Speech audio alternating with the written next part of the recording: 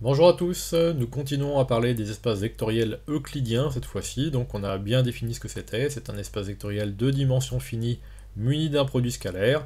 On a vu grâce au procédé de Graham-Schmidt que dans ces espaces vectoriels euclidiens, on pouvait construire, fabriquer, si jamais on n'en a pas, des bases orthonormales. Et donc maintenant, on va voir l'intérêt de ces bases orthonormales. Alors l'intérêt de ces bases orthonormales, c'est d'abord l'écriture d'un vecteur dans une base orthonormale. Alors si jamais E1, En est une base orthonormale, eh bien pour chaque vecteur x de l'espace, eh bien on a une écriture très simple de ce vecteur x. Alors le vecteur x, puisqu'il est dans l'espace grand E, et puisque E1, En est une base, c'est une base orthonormale, soit, mais c'est une base. Donc puisque c'est une base, on peut d'abord écrire le vecteur x comme une combinaison linéaire des vecteurs E1, En, mais la question c'est quels sont les coefficients de cette combinaison linéaire? Eh bien la proposition 15 y répond. Les coefficients, ce sont les produits scalaires, c'est-à-dire en fait les projetés orthogonaux de x sur les différentes directions, donc direction de EK. Et donc voici ce que sont ces coefficients. Donc le vecteur x s'écrit comme une combinaison linéaire, comme la somme pour k allant de 1 à n des x scalaires ek, ça c'est le coefficient, dirigé par ek. Donc on a bien la combinaison linéaire ici des vecteurs ek, et les coefficients sont les valeurs des projetés du vecteur x sur chaque espace de la forme vect de ek. Voilà. Alors, donc dans ces cas-là, ça veut dire que dans une base orthonormée E1, En, je garde les mêmes notations. La matrice d'un vecteur x dans cette base bêta, eh bien c'est la matrice des coordonnées de ce vecteur dans la base. Mais les coordonnées de ce vecteur dans la base, on vient de les donner grâce à la proposition 15. Ce sont les produits scalaires entre x et chacun des vecteurs. Donc la matrice de x dans la base bêta, eh bien c'est x scalaire premier vecteur de la base bêta, c'est-à-dire en fait la valeur du projeté orthogonal. Alors attention, le projeté orthogonal d'un vecteur c'est un vecteur ici, mais c'est le nombre de... c'est un vecteur, mais comme il est dirigé par le projeté par exemple sur E1 est dirigé par E1, c'est lambda fois E1, ce lambda c'est donc le produit scalaire entre x et E1. Et puis pareil, produit scalaire entre x et E2, produit scalaire, etc. entre x et En. Alors démontrons cette proposition. Donc si x est un vecteur de E, eh bien puisque E1, En est une base, on peut donc écrire x comme une combinaison linéaire des EK, donc c'est la somme des lambda KEK. Et maintenant fixons un j dans N et regardons le produit scalaire entre x et EJ, donc de façon à calculer lambda j. Le produit scalaire entre x et EJ, c'est le produit scalaire entre la somme des lambda k, EK et EJ. Et donc, par linéarité, par rapport à la première variable du produit scalaire, c'est la somme des lambda k, EK scalaire EJ. Maintenant, la base étant orthonormale, elle est d'abord orthogonale, donc tous ces produits scalaires sont nuls si, tant que k est différent de j. Et donc il va rester seulement le EJ scalaire EJ, c'est-à-dire la norme de EJ au carré, fois le lambda j qui reste là bien sûr. Donc il y a n-1 termes là dans la somme qui sont nuls. Mais la base maintenant étant orthonormale est de norme 1, donc le vecteur EJ est de norme 1, et donc ça va donner lambda j.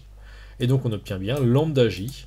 Donc le coefficient, le lambda j du lambda j EJ ici, eh bien c'est bien le produit scalaire entre x et EJ. Alors un des intérêts de cette écriture, donc déjà c'est qu'on connaît l'expression donc de la décomposition d'un vecteur dans la base orthonormale, donc elle est extrêmement simple, elle est donnée grâce au produit scalaire, et en plus on va avoir grâce à cette expression une expression du produit scalaire. Alors ça c'est assez étonnant, c'est-à-dire que si on se donne une base bêta qui est E1, En, on se donne deux vecteurs x et y. Et donc x c'est la somme des xk et y c'est la somme des yk. Donc bien entendu, chaque xk ici est égal à x scalaire ek. Et chaque yk est égal à y scalaire ek. Eh bien, si on a donc deux vecteurs, donc ces deux vecteurs avec leur expression donc dans la base bêta, eh bien le produit scalaire entre x et y s'écrit comme le produit scalaire usuel, c'est-à-dire c'est la somme des lambda, enfin c'est la somme pour i allant de 1 à n des xiei, où chaque xiei est le produit entre le coefficient xi, donc de x dans la base ek, et fois le coefficient de y, enfin de ei, donc le coefficient yi, coefficient de y dans la base ei, enfin des ek. Donc c'est-à-dire le yi, c'est le coefficient de y dans sa décomposition dans la base bêta, mais c'est le coefficient qui multiplie le vecteur ei, le im coefficient. Alors, donc, ce qui est intéressant aussi, c'est qu'on va avoir une expression matricielle du produit scalaire. Alors, expression matricielle qu'il faut bien connaître, c'est-à-dire que si x, grand X, c'est la matrice du vecteur petit x dans la base bêta, on a vu que cette expression était donnée ici. Grand Y, c'est l'expression du vecteur petit y dans la base bêta, c'est la même chose que ici, mais on met des y à la place des x. Et bien dans ces cas-là, le produit scalaire x scalaire y, puisque c'est la somme des xiei, c'est aussi égal au produit matriciel transposé de x fois y. Alors vous allez me dire, oui, mais là, ici on a une matrice, et à gauche on a un nombre. Alors, évidemment, vous avez raison si vous pensez ça. Mais cette matrice-là, la transposée de la matrice x, c'est donc une matrice colonne ici qu'on transpose, c'est donc une matrice ligne. Donc en fait, la matrice x ici, il faut imaginer que c'est une matrice ligne qu'on multiplie par une matrice colonne à droite. Et donc en fait, quand vous faites votre produit scalaire, c'est matrice ligne fois matrice colonne, hop, on a les choses là qui se multiplient les uns les autres, et en fait, on trouve un seul coefficient. Un seul coefficient, et donc on considère que une matrice avec une ligne et une colonne, on l'identifie avec la droite des réels, enfin avec l'ensemble R des réels. Et donc on considère que cette matrice a une ligne et un coefficient, donc le produit transposé de x fois y est égal, enfin a pour coefficient, donc le produit scalaire entre x et y. Alors démontrons ce résultat. Alors le produit scalaire entre x et y. Donc x et y, on les remplace par leur expression. On va utiliser, attention là, c'est un peu plus subtil, je sais que vous n'aimez pas trop ce calcul en général, la linéarité par rapport à la première variable et par rapport à la deuxième variable, et donc le produit scalaire entre la somme des xk, ek et la somme des yk, yiei, c'est la somme sur k de la somme sur i des xk, yi fois les produits scalaires entre ek et ei. Donc ici, ça veut dire qu'on a n valeurs de k, n valeurs de i, donc il y a n au carré produits scalaires, et chaque produit scalaire étant multiplié par un xk et un yi.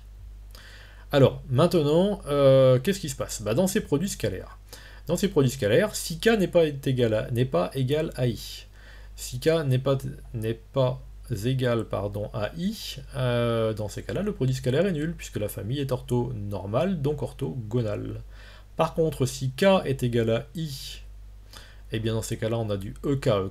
ek, c'est la norme de ek au carré, c'est-à-dire 1, puisque la base est orthonormale.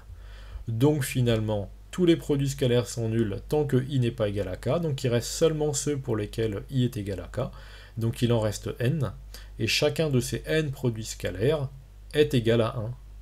Donc finalement, il reste juste les xk, yk ou xi, yi, là j'ai semé sur i, peu importe. Voilà, c'était exactement ce qu'on avait affirmé ici.